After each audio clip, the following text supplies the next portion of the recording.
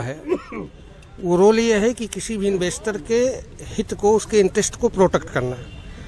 अगर निवेशकों का 24,000 करोड़ रुपए उनके पास सहारा ने जमा कर दिया है और 8 वर्ष से सम्मानित जमा करता दर दर की ठोकर खा रहे हैं, उनको पैसे नहीं मिल पा रहे हैं। हम लोग कार्यकर्ता हैं, हम लोगों ने 20 साल 25 साल 30 साल तक का जीवन खपाया कंपनी में, तो हमको लाइसेंस मिला किसी न किसी रेगुलेटर से, काम करने की अनुमति मिली भारत सरकार से, तभी हम लोग काम कर रहे हैं।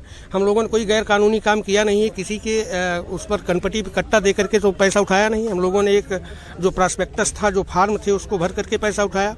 तो आज की डेट में अगर सेबी ये कहती है कि हम प्रोटेक्शन करते हैं इन्वेस्टर का, तो उसको इन्वेस्टर का प्रोटेक्शन करना चाहिए, कार्यकर्ता की तो बात जाने दीजिए।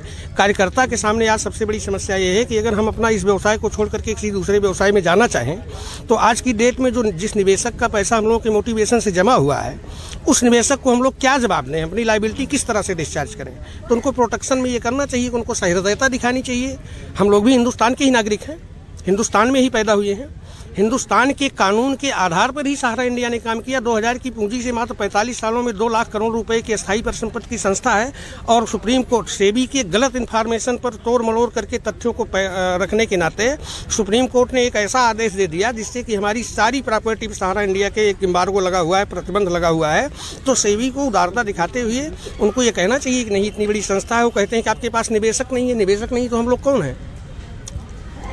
एक भी पैसे को नहीं वो कह सकते कि किसी गलत व्यक्ति का। हम लोग गरीबों का पैसा, हम लोग ऐसी जगह से काम करते हैं, सुल्तानपुर डिस्ट्रिक्ट है, मुदगिरपुर फ्रेंचाइजी कार्यालय, वहाँ काम करते हैं। देश की आज़ादी के 62 साल बाद बिजली आई, वहाँ से कहाँ काला धन हम लोग इकट्ठा कर लेंगे? वो इन्वेस्टर को ही मानते हैं कि मिथ्या है, तो उनको घर घर जा करके कर लेना चाहिए। उनका इंफ्रास्ट्रक्चर इतना डेवलप नहीं है कि वो एक एक घर तक जा सकें। हमारा इंफ्रास्ट्रक्चर है, हमसे आके पूछे कि हमारा निवेशक नहीं जा पाते तो हम लोगों से पूछे, और पूछ करके उनका नैतिक धर्म बनता है। एक शब्द होता है कुल मिलाकर के भारत में, एक सत्यनिष्ठा, ईमानदारी और सभ्यता की बात होती है। तो सेबी के पास आज की डेट में ना तो प्रॉबिटी रह गई है, इंटीग्रिटी रह गई है, ना तो ऑनेस्टी रह गई है। वो 3 शब्दों को अगर अच्छे तरीके से समझ लें उनके अधिकारी जो कि IAS PCS अफसर होते हैं, उनको समझना चाहिए। इन चीज़ों को अगर वो ध्यान दें कि सत्यनिष्ठा के साथ, ईमानदारी के साथ और भारत देश के संविधान की जो शुचिता होती है उसको अगर वो गौर करें, तो उनको 24,000 करोड़ रुपए सहारा को वापस कर देना चाहिए। हाँ, ये सत्य है कि ठीक है, वो ऑडिट करें, 24,000 करोड़ रुपए अपने इन्वेस्टर को लौटा रहे हैं कि नहीं लौटा रहे हैं, उसकी ऑडिट उनको करनी चाहिए, देख रेख करनी चाहिए। उनका काम है सही तरीके से ऑडिट करके निवेशक तक उनका पैसा लौटवाना, और सहारा इंडिया के माध्यम से ही लौटाया जा सकता हो, उनको पैसा वापस करना चाहिए।